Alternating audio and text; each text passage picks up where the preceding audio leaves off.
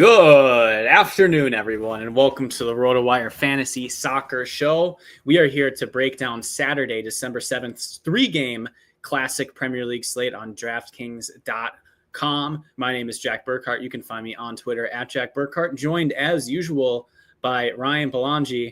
We started a little late because Ryan and I were moaning about how poorly the midweek slates went. I was excited for some midweek Premier League action, Ryan. Instead, I got wrecked. But what are you going to do? Yeah, I got wrecked too. Got wrecked in NFL last night too. Packers lost too. We're reeling over here, Jack, but I heard you say Saturday, December 7th, which is the anniversary of Pearl Harbor, but also my birthday. So maybe we can turn it around tomorrow on a birthday slate. We'll see if Ryan gets his birthday bump. Maybe that means I won't enter the $18 GPP. And Ryan, no one runs worse than me because we haven't had this show in about 10 days. And I'm going to bring it up anyway. I shipped first place in the midweek classic, so I finally won a big boy GPP. I chopped it with Sasson. Sasson, I don't know if you're listening, but you could have at least made a slightly worse 1v1, so I could have gotten the full 10K. But Ryan, I become a GPP bro winning the GPP, but I chop on a 7-game Champions League slate, so I immediately lose my card. Is this how it works? Where did you sweat that GPP win, Jack? Oh, I did. I sweated that at the Casa Belongia in beautiful Brookfield, Wisconsin. So maybe that's the key. Maybe we just have to sweat these slates together, Ryan, and it'll just become a print fest because you won a King of the Pitch ticket, right? Yeah, no doubt that brought some luck, but yeah, we haven't had a podcast really since then. Unfortunate, but nice to take down a big GPP, Jack. And we don't really have too many opportunities with 10K up top anymore. So at least you got 7.5. That's a decent chunk. Yeah, and I've been doing my duty losing in these 5K up top GPPs the last few days. So probably tone it back just a little bit, but I'm calling it a tax write-off, Ryan. I get 22% off all of my entries on my losing entries on DraftKings.com. Bears in the chat saying Pearl Harbor Day was his wedding anniversary, so shout out to Bear as well, although maybe depends how the marriage went with that. But let's get into the 3-game slate, Ryan. It is only 3 games. We've been blessed to have some 5-game slates, which are more interesting, but there feels like a tight core group of players, at least in cash, Ryan, but at least on a 3-game slate, we can play slightly worse plays and claim that there's some game theory to it. So just breaking down the matchups, the biggest favorites are Aston Villa at home to Southampton. Ryan, Southampton are giving up more than 2 expected goals per game this season. Just a joke of a defense. And they're kind of a strange team too. So you can talk about them if you want, but they keep possession all right and they do some cool movement with the ball, but they are just a disaster at back and they leak a lot of goals. So Ryan, one thing I'm thinking about is, Aston Villa are not a good floor team. Floor matters less in a 3-game slate, and there should be goal opportunities for Aston Villa at home against the Southampton team. So it opens up the board a lot just with that. We have Manchester City about 60% favorites and just shy of a 2 implied goal total away to Crystal Palace. So not what I expected looking, coming into this one, but City haven't been as great. But with Kevin De Bruyne back, they looked amazing. 3 goals, just absolutely thrashed Nottingham Forest. So good spot for Manchester City. And it's going to be a good spot for Newcastle on the road to Brentford. Ryan, Newcastle aren't that good, and Brentford have a good manager and are okay at home. But Brentford, only Leicester City have given up more shots than Brentford. And we all know what you think of Leicester City. So not particularly impressive by Brentford. So I don't really like Newcastle, but it's a really good matchup for them, I think. And you can probably play Brentford on the other side as well because, West Ham lit Newcastle up just a couple slates ago. Ryan, it's a lot of me talking. What are your thoughts on the matchups in this slate? Yeah, I don't really think I could have broken it down better. Quote unquote smash spot for Villa. They got back on track against Brentford last time out. Before that, I think they'd gone 6 games without a win. So they weren't in the best of form, but get right spot against Southampton. The defense has just been awful. Mistakes at the back. Back-to-back games, Lumley's been awful in goal. Is he going to be in there? I don't know, but he's made a couple bad mistakes back-to-back games. Just a really good spot for Villa. And some of the Villa guys are pretty cheap. And then City, the first thing that stands out there is Haaland being priced at 8,700. I couldn't believe that. I'm a serial Haaland fader, and coming in, I was hoping to see him at 11K, at least over 10,000, so I could do it again. But 8,700 seems like a pretty tough fade in this spot. But, that'll just bring his ownership up, and, it's not like he's guaranteed to score, even if he does. There are other forwards on this slate who could do it too. And then, the other spot, Brentford, Newcastle, underrated spot for Newcastle, probably. But yeah, do you really want to click these guys? I mean, Gordon's going to be popular, but it's probably about it. Hall too, maybe. So, it's not the most fun slate, Jack. A City slate where Haaland is underpriced. It was no coincidence that KDB returned and they looked a lot better and they won. If KDB starts again, I think they'll probably play similarly well. If KDB, maybe is not fit, maybe he's on the bench again. That would change the slate a lot, I think. But seems like KDB is probably going to start. He's probably the first guy in for cash games. I don't know. It's probably going to be a pretty straightforward slate, and there'll be some opportunities in tournaments. Yeah, I do think cash is going to come if KDB starts with 4 spots maybe preloaded, and then we haven't even, at least one defender. It depends. Like, it's just not going to be that many decisions if De Bruyne starts. If he doesn't, it's a more interesting slate strategically. So maybe that doesn't happen. Ryan, even if De Bruyne only plays 70 minutes, I still think he can pay off a $10,000 400 price tag. I faded him in the midweek slate, and I knew about 20 minutes in, I was going to have a bad time. He had like 15 points in 20 minutes and just an assist. So I think he can crush in 70 minutes in this spot. Yeah, sorry. I totally agree. I was thinking about that too. Like, you can fade him, because he's probably not going to play more than 70 minutes. But yeah, I agree with you. I think that's probably still enough. And in cash games, like, it's just like a bad thing to get wrong, Kevin De Bruyne's minutes. So it's like we have good reason to suspect that he'll only play 70, 75 minutes coming off of an injury. But like, it's not like there's like that many screaming plays on the board that you want to play at midfield. Like, at least in the 4-gamer in midweek, we had Cole Palmer who you wanted to play, and you had a bunch of Chelsea attackers that were in a good spot. But like this, like, there's not as many compelling spend up midfielders. So you're kind of just going to play him just to block. And because honestly, again, even 70 minutes, he's probably one of the best plays overall. Ryan, we'll get more into the midfield position, but we should talk about forward first. It seems really straightforward. I think in double ups, you're going to see a huge amount of ownership on Anthony Gordon and Erling Haaland. Ryan, I'll just give a couple blurbs. Erling Haaland, I checked our DFS trends tool. He has about a 7.7 floor just based on shots. And with De Bruyne back, I know he has some stinkers, and people have yelled at me that the machine is too high on Haaland's floor. He shoots so much that he almost does have a floor. Like, 1 goal means he's probably going to score 18 points. Not a player who Cavani's. So I think Haaland is a really tough play to fade, no matter what City put out for their lineup at 8.7K.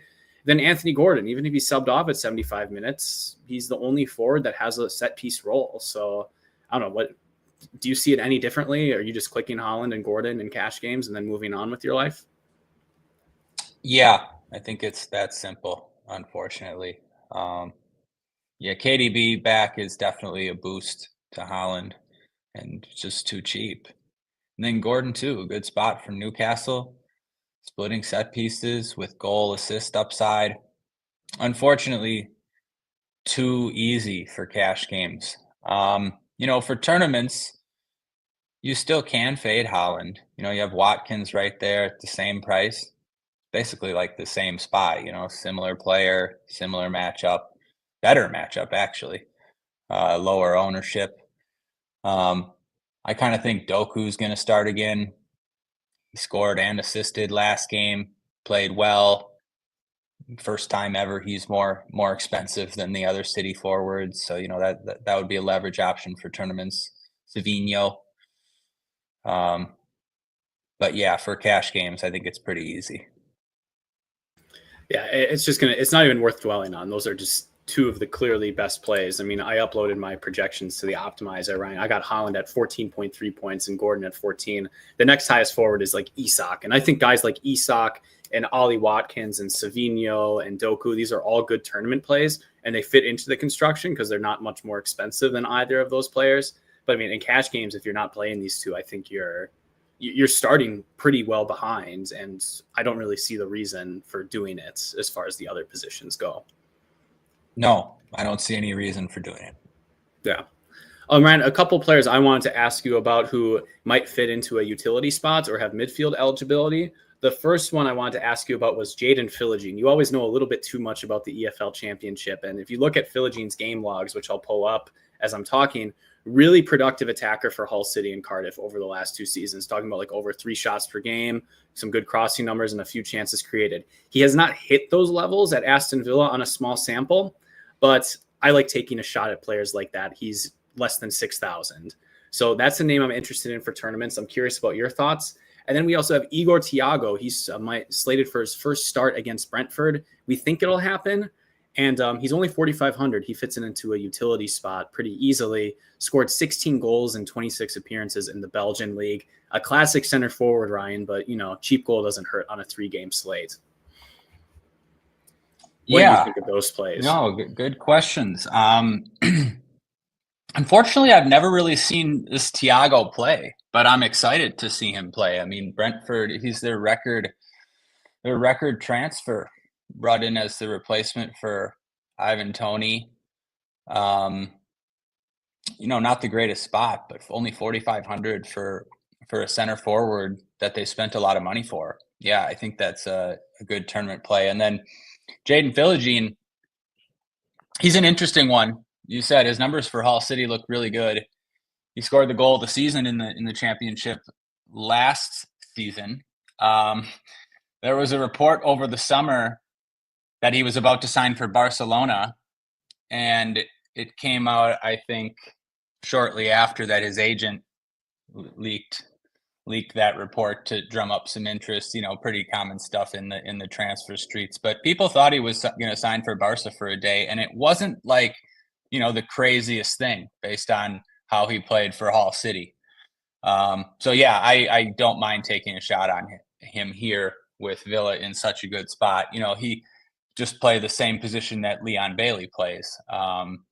Bailey hasn't really been able to do it. They're similar players, but they have upside in the spot. So yeah, I do like either one of them. I think I would just prefer Philogene based on the matchup. Yeah, the matchup is just going to be so good. Like I said, Villa aren't great for floor, but I just want to play a couple Villa guys in every lineup because, someone like John McGinn or someone is going to score a goal just based on how sloppy Southampton have been. And I mean, looking at Philogene's numbers, over 3 shots per game for Hull City, that's ridiculous. He's been less than 2 in his limited appearances for Villa, a lot of that in garbage time. So it kind of feels a bit more. The truth is it's probably somewhere in between, but if things go well, it could be quite good. And honestly, I was thinking, well, it's the EFL. The competition's not that good. But Southampton are awful. And Aston Villa, he has a better supporting cast than surely he did at Hull City. So at least there's space for him to, demonstrate his potential. I mean, Southampton are an EFL team, pretty much. You put Southampton in the EFL, they might be in 6th place right now or something. I don't know. They might also be in second. But yeah. I think that's a good way to look at it. Yeah. Any other names stand out to you, Ryan? Forward's pretty unspectacular. And, with the number 9s on favorites, Isak and Ollie Watkins, these are going to be good plays. We have the cash plays, some cheaper options. Anyone else you want to mention before we get into midfield? Yeah, I don't think so, really. I mean, it's a 3-game slate, so kind of it brings everyone into play a little bit. But, I played Evan Nielsen for 4,300 in this spot against City. So I would have played a Palace guy if they were, if Mateta was 4,500 or if Nketiah was but they're not really. So don't want to do that. Villa don't necessarily dominate teams. So I think Palace may be more likely for a goal. I've seen lesser teams score on Villa plenty of times. Unai Emery has always been a manager that plays to his competition. So it wouldn't surprise me if Southampton scored. They have some cheap players. So yeah, maybe. Yeah, I'm fine using Southampton players in this spot just because they are so cheap across the board. And whenever you're that cheap and you're not going against, peak Manchester City or Chelsea or Arsenal these days, I think you have a shot to put up a ceiling and make a lineup work. So agree all around there. Ryan, let's get into midfield. I mean, this is another case where the top plays sort of scream off the page right away. Kevin De Bruyne, he just outprojects the position for me by 5 points, and I'm being conservative on his minutes and not giving him, the full allocation of set pieces. So he seems like a slam dunk play in cash games. And then, Ryan, there's Tyler Dibling, who's 3,200, who's just way too cheap. So those are the next two names I clicked. What did you notice from the midfield position? Yeah, KDB, unfadable in cash games, like you said, even if you're worried about the minutes, it just doesn't matter for cash. Can't play as in the spot, not in cash. I mean, just too expensive. You'd like him to be cheaper. Yeah, after that, do you want to play a Villa guy? Never really like spending this kind of money for Tielemans.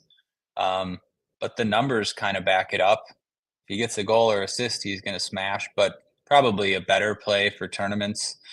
You're probably going to need the salary if you start Haaland, Gordon, De Bruyne, spend up for a defender or two.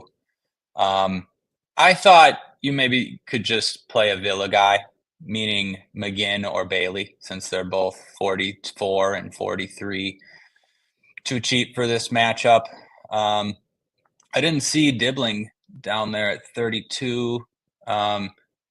Yeah, I don't mind that actually. Hasn't been taking sets, I don't believe, but doesn't matter. Really big potential. He's looked good, and he keeps playing 90 minutes. I don't know. It's kind of, third game now in a row, but yeah, he's a young kid. Yeah, I don't mind Dibling for that price. Yeah, I mean, I didn't even project him for set pieces, but you look at his game logs, and he's a player who averages just over a shot and shot assisted per game. And he's being fouled a lot, and it's not like Southampton don't possess the ball. So I think he can draw some fouls. I don't know. In cash games, I feel like if I can get 7 points, that's good. That allows me to play all of the heavy hitters that we mentioned. I'll have space to pay up for Lewis Hall if that's something I want to do, and I can still pay up for goalkeeper, which is something I'd like to do a little bit more, once slates get down to 3 or 2 games. I guess Mateus has got to be in play too then, considering he's not that expensive actually if he's going to split sets. And he is going to split sets as long as James Bree doesn't start again. So I think maybe he's better than like a McGinn. That's a close one. But yeah, Mateus should split sets with Manning. Yeah, and I agree. And constructions I'm looking at, spending for 2 midfielders in this price range, below 5K. That's something that's popping up because, it helps you pay up for Emi Martinez and potentially get the Lewis Hall situation. So all solid plays, and I think they can all get it done overall. I think that's the cash pool, Ryan. I think we outlined it pretty well. Really expensive option. Maybe you play Tielemans. I was looking at lineups with Tielemans, but I'm not going to be able to afford Lewis Hall, and I'm going to have to punt at goalkeeper. And I'm just a little more hesitant to do that because it's not that good a floor spot for Villa. It's a good goal spot, I think. You can comment on that. No, I agree. How about your boy Damsgaard? 7,500, right? Splitting all the way up to 75. Maybe splitting sets without Jensen. Well, see, we don't have Jensen in there. I think Jensen is hurt, but we can check the RotoWire injury page. By the way, all these tools, rotowire.com/soccer trial. So, 48-hour free trial. You can try us out for the weekend. But yeah, Damsgaard looks fine, Ryan. I mean, especially in tournaments at 7,500, a couple of set pieces, minutes, and a share of sets. Yeah, seems like it wouldn't surprise me to see people play him. people might play him in cash, Ryan.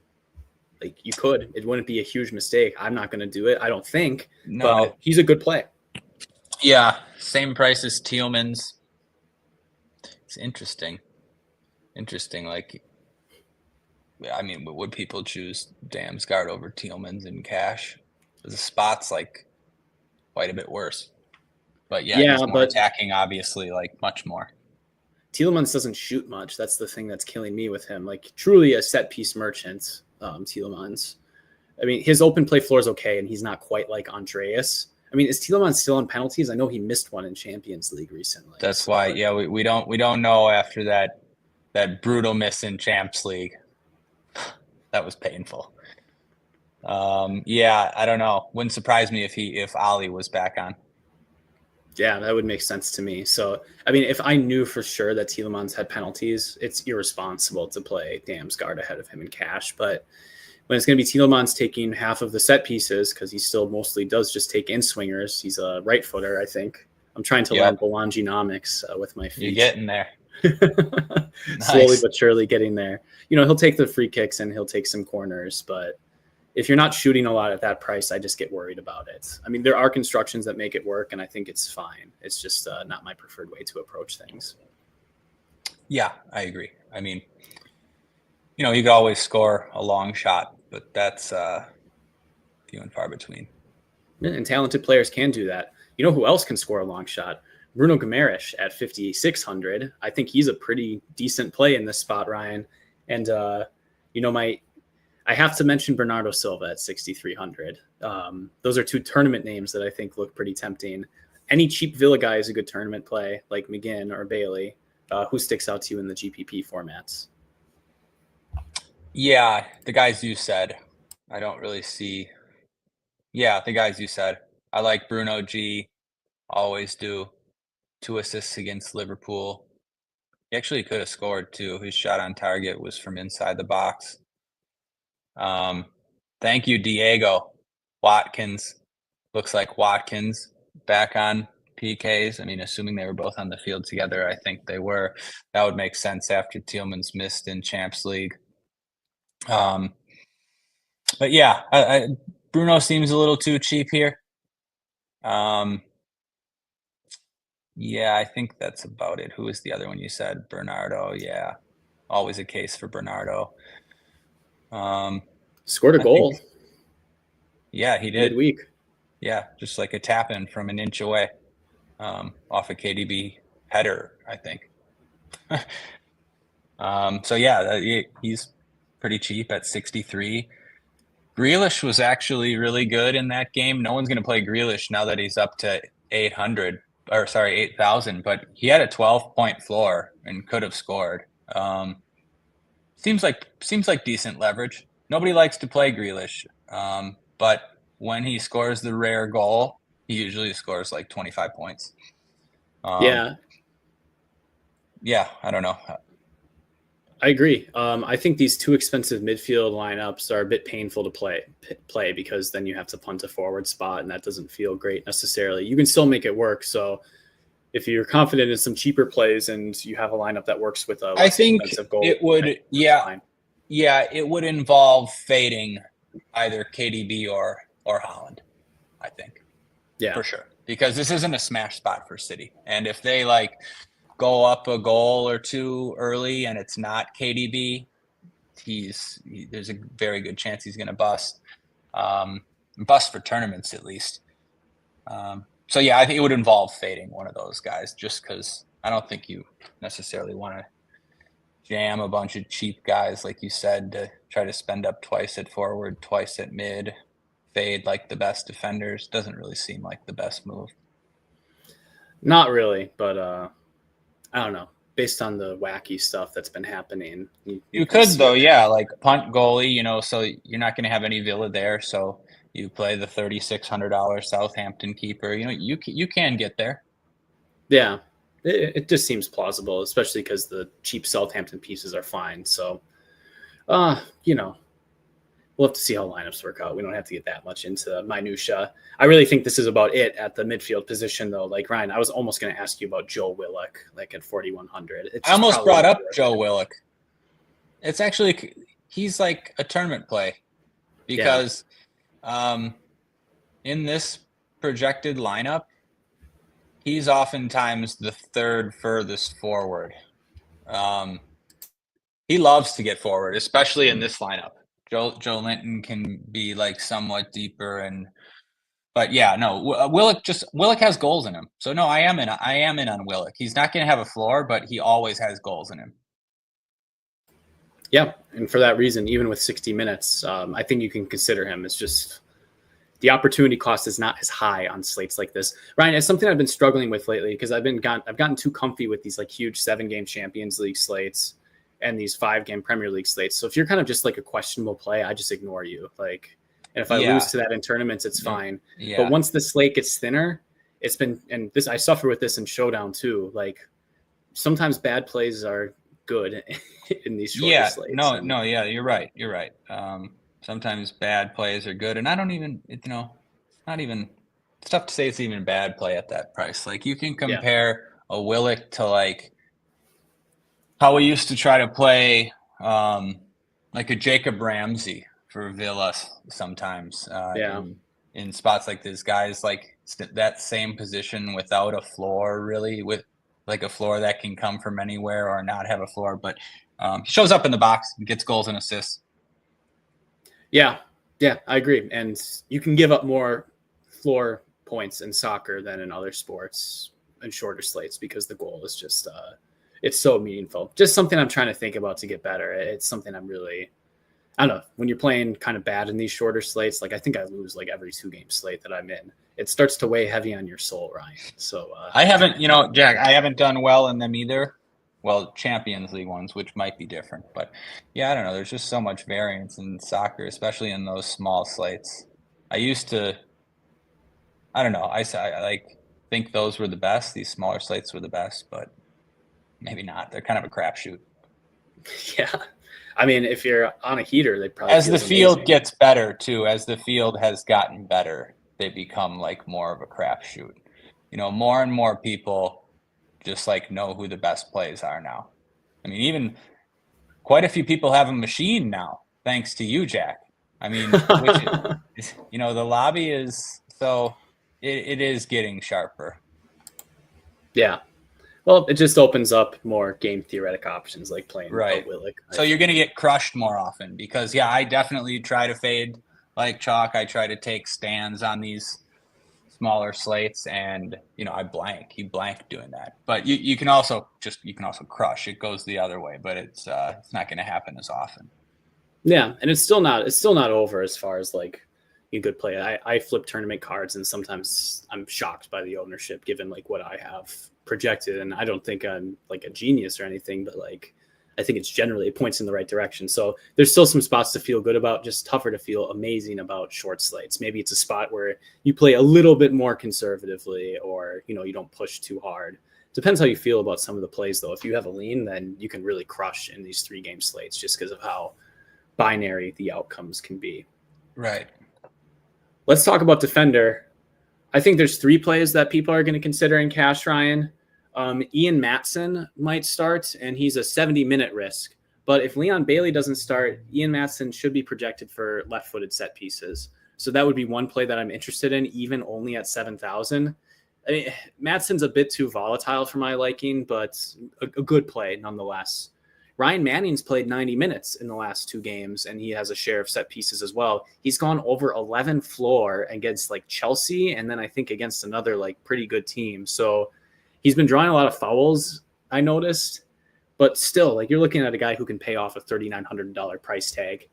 Ryan, the name I never know what to do with is Lewis Hall. He never jumps off the page. The field really likes playing him, and it just slaughters me when I build lineups with my projections. So humble me. Tell me why Lewis Hall should maybe project a bit more. Well, I don't know that he should necessarily. I joke to you guys that he's Leif Davis light, but it's not really the case. He gets there a lot of times with set pieces. He's been taking a few more than and Gordon, but I think it's still just side dependent. So I think you can only project half the sets. But I don't know, Jack. Like, he's a tough one for me too. I think the matchup's pretty good here. So I do like him. I will try to get there. I mean, he is the best defender on the slate still, but the guys you mentioned are good too, and they're quite a bit cheaper. Like, I think you're going to want the Villa left back, no matter who it is. If it's Madsen, yeah, it's a bit more volatile, 70 minutes probably, but he's priced for it. He's cheap, and the matchup's good. And then Ryan Manning, yeah. He's done well in tougher spots, splitting set pieces, started to play more minutes. I mean, I was worried about the minutes for a while, but 90 back to back. I think you can fade Hall. I don't know. On the road here, he's not a lock. I want to play him in cash, but not a lock. Yeah, I agree. And Ryan, I've been staring at this guy's game logs like all season. I'm just like trying to figure out, because I feel like a set piece taking fullback should be projecting better in my stuff. Like, that archetype always looks good. Like, even like wingers that don't take any set pieces look good. So like wide players definitely look good. And I'm looking like Lewis Hall has 1 3-shot game, but then he just didn't shoot. Yeah, if you look, he doesn't really take shots. He plays wide, and his chances created come from crosses, like from a wide position. And like, they don't really, like, when Isak is their center forward, they're not necessarily putting crosses to his head. Like, I remember his assist is like, sort of a fast break, get to the byline, cross on the ground to Isak. So yeah, I mean, the logs kind of tell the story. A lot of the values from set pieces, chances created. So yeah, it just makes him not a lock, but he can get there, if his set pieces, people get heads on them and stuff like that. And plus, he's like a good player. Like, I look at these like cool stats bomb charts, which show like how busy a player is and key stats for the position. And Lewis Hall is like close to a round ball. Like, he just doesn't shoot a lot. So that's the one dip. That's really good. And so when you play talented players like that on DraftKings.com, then you're like, oh, I do this. I message you. I'm like, Lewis Hall, 4 tackles, 1. No one runs worse. But it's like, he's just that good a player. Like, if the game calls for it, he can do it.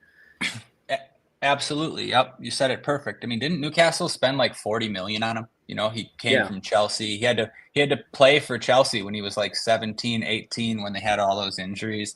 Really good player. Yeah.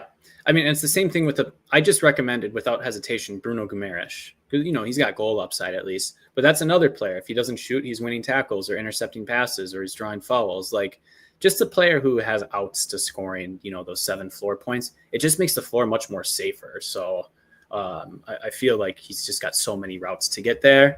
Maybe I have to value his number, like his projected number, is something that more likely to be hit close to that point. So just one thing I'm thinking about. Yeah, that's a good way to put it.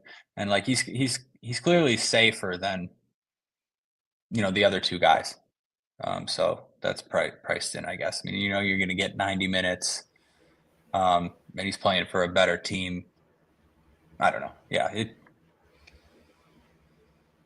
I'm not sure. Like, if all 3 of those guys start, I'm not sure how I would rank them. I think you can play all 3 though, depending on which midfielders start. You can definitely play all 3 in cash. Oh yeah, for sure. You can play all 3. But Hall's not a lock, but a good play. I think I'm more likely to use Hall as a utility, because I think price adjusted Madsen and Ryan Manning are just better plays. Like, I feel like I can't not click either of those at the defender position. So then you're looking at comparing Lewis Hall to someone like Bruno Guimaraes. Okay, that's kind of good. Like Bernardo Silva. Lewis Hall is definitely a better play than some of the mid-range guys. Then maybe you consider 2v2s that involve like John McGinn or something and spending up a goalkeeper. That's a little bit more tough, and that's kind of where you make your money in these 3-game slates. So I can't decide that for you. But yeah, I think he fits in the utility spot personally. Yeah. And sorry, I just remembered last game Lewis Hall's shot against Liverpool was inside the box from pretty close. He almost scored. So that's worth mentioning. And then one in that West Ham game too. So there are occasions when he like gets in the box and will get off a shot. It just doesn't happen like more often than not. He's wide. And I wrote in my article, it could be tactical that they just want him glued out wide, but his underlying numbers for Chelsea and last season for Newcastle, he was averaging like 1.2 shots per 90 minutes played. And he's like at 0.3 now. So you feel like he's a player it's not like he can't shoot, Ryan. So maybe it's tactically asked, or maybe he just hasn't seen opportunities, hasn't been running bad. So sometimes you see players experience some regression to the mean. Now, I can't promise that'll happen this week, but it's not like he's never been a shooting player relative for a fullback. Yeah, maybe it's like maybe it's an Andy Robertson situation where like he's just not tactically the fantasy player that you'd hope or that he could be or once was. Yeah, that's something worth digging into, but truthfully, I probably won't. I'll probably just click him in. Hopefully he scores the 4 tackles one for me stupidly, and I can just enjoy it instead of tilt it. Yeah, I mean, he can get 10 crosses in this spot too. Yeah, absolutely. I might keep it really tight at defender in this slate, Ryan. I guess you could punt a center back and pair it with your goalie on this slate, but are there any other defenders that are worth mentioning? I just want to say it looks like Joško Gvardiol. A lot of sources think he's going to have to, due to injuries, tuck inside. I'm going to have to fix his projection then. If he's not a wide player, sure, he can shoot a little bit. He's just not going to be that marauding a player. If he's playing next to Rico Lewis and only has Ruben Diaz, that would be suicidal, I think, tactically.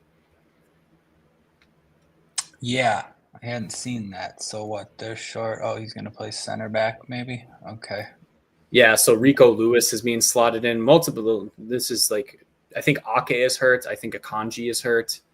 Stones hasn't been fit, so they're short center backs. Yeah, Akanji's up in the air, I see. So maybe Akanji starts, but yeah, okay. Or Gvardiol can play there. Yeah, so you're not going to get the 8 shots assisted that he had against Spurs 2 weeks ago. Just unbelievable. Unbelievable. Yeah, my defender pool is going to be pretty tight. I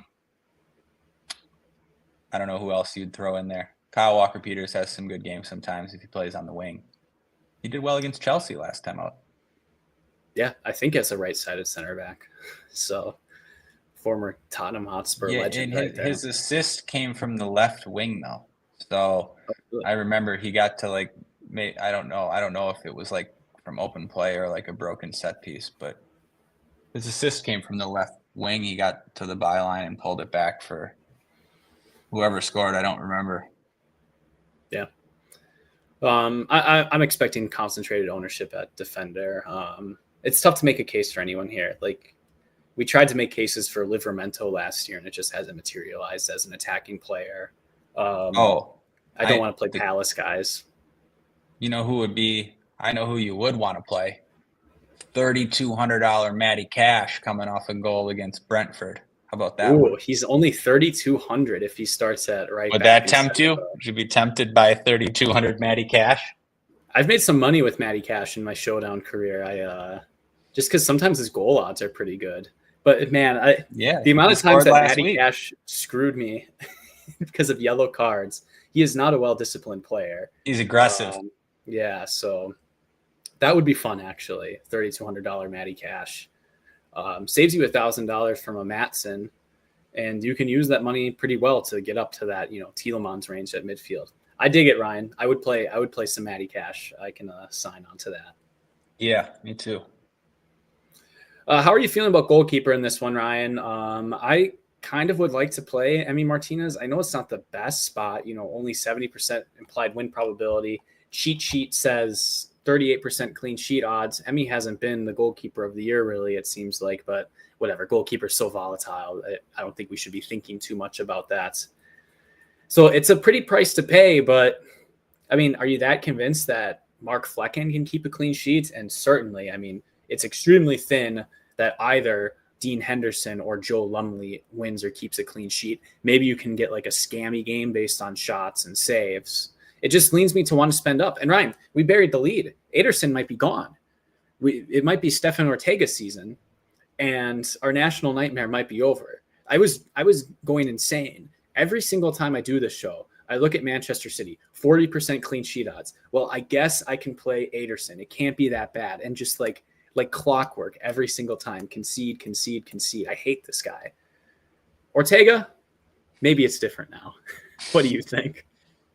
Yeah, maybe. Same thing has happened with me. I played Ederson more than most and longer than most. At least like most of our Discord turned into Neverson guys. So good for them. But yeah, Jack, as a sort of a little rule, I don't normally like to pay 6K for a keeper that's not on one of the big like 3 teams. Almost never do it. But yeah, I get it, based on everything you said. I just have a hard time paying 6K for the Aston Villa keeper, no matter what. Ortega, yeah, I don't know. Don't love that either. City have been getting scored on. I always like Palace to score at home. So I don't know if I'll be spending up. I don't know if I'll have the money either. It depends. If Matty Cash starts, then maybe I'll just pair him with Emmy. That seems pretty easy. But if I need the money, I'll spend down.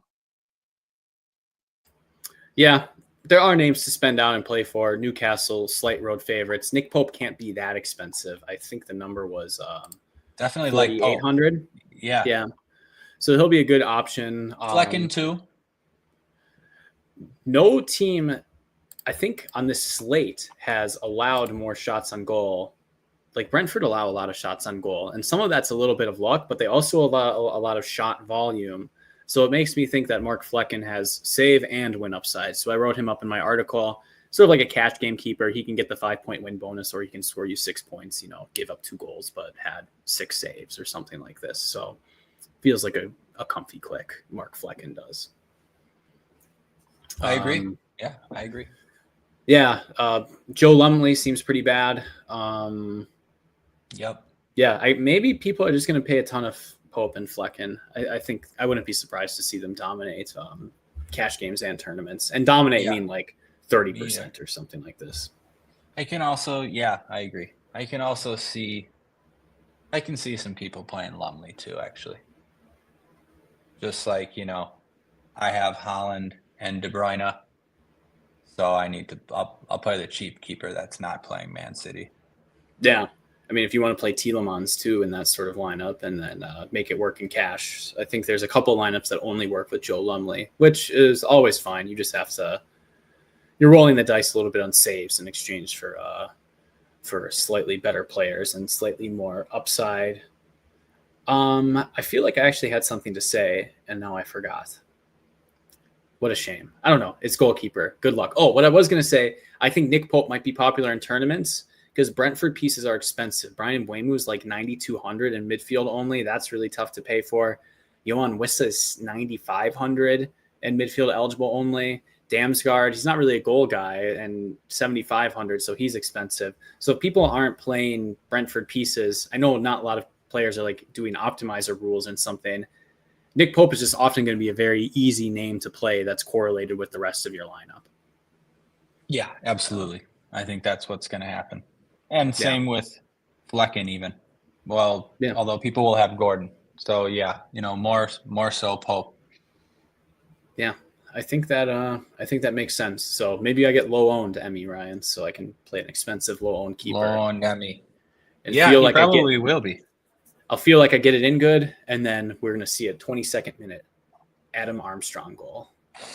Assisted by Sugawara. I would definitely play Emmy, though, like especially if Cash starts. Like, you could just play Cash, Batson, Emmy. Like, it's just, like, too easy. Yeah, I agree. I think we gave the people a lot of good stuff. The world's most in-depth Lewis Hall conversation. I think we had the world's most in-depth Jaden Philogene conversation. And probably more, but I'm happy we got to cover some of the individual players a little bit. Any words of wisdom for the people as we head into the weekend, Ryan? Not really. Only guy we didn't mention is our boy Morgan Rogers, who's finally priced all the way up after a goal. Might go under-owned here, but I think so. Really good player. 7,800. I mean, just making a rule that in every single lineup you play Villa forward is, I think, pretty good. Like it feels like a brace is in the oven for that game. We just have to find it. Oh, I see Adam's invaded, and he says flag plants. I think we can give some flag plants, Ryan. Man, Adam should have came on the pod and gave his own flag plant. Yeah, this is ridiculous. It can't be real. I'm going to flag plant Emmy Martinez, Ryan. I'm going to play a lineup with him in the King of the Pitch qualifier, the 25. So I'll do that in the scissor kick, so I have that. But I'm going to pay $6K for a non-big 6. What is the world coming to? Flag planting $6K Emmy Martinez. Let's go. Only clean sheet on the slate. Let's go. Man, it like almost makes me want to like flag plant a Southampton guy who's going to score against him, but can't do that to you. Can't do that to you. I don't know, man. I don't have a flag plant. If can I flag plant a guy and just play him on one lineup? Yeah. Or is that against the rules? Just make sure it's an important lineup, and even if it's not monetarily, it's important to your ego. That can be a flag plant. Well, then I guess we'll go with a guy we had a little bit of a conversation about, who might not even start, so it'll let me off the hook. Arsenal legend Joe Willock. I'm going to get involved in a goal or assist this weekend. Joe Willock. I love it. That's a good flag plant. Plus, you can just play him in 2 lineups and then... Yeah, exactly. I'll just play him in 2 lineups. Maybe I can get over the field with 2 lineups. There we go. Love to see it. Adam is in here trolling. Ryan, tell us why you aren't playing a third Brentford forward behind Mbeumo and Wissa. Yeah, Igor Thiago, he could be a flag plant. John McGinn, flag plants. Willoquinho. All right, Adam, maybe you should join us next time. And thank you, everyone, for joining the program. It was fantastic to have you. This was a fun show today. I thought we would be done in like a half hour, but we covered a lot of angles, and we made some friends along the way. Thank you, Diego. Thank you, Orange Apple. Thank you, Bear, for joining us. Please join us in the Discord, rotowire.com/chat. The best way to support the show is to become a RotoWire subscriber, rotowire.com/soccer trial. You get access to all our player pages, the cheat sheet. It's your one-stop shop. I do a ton of research. I use the DFS trends page. I use the team trends page to see all the minutes. There's no reason to have 30 tabs open on FBref when you can just kind of surf around with all of our data. It's extremely valuable. Thank you very much for your support. Good luck this weekend, everyone.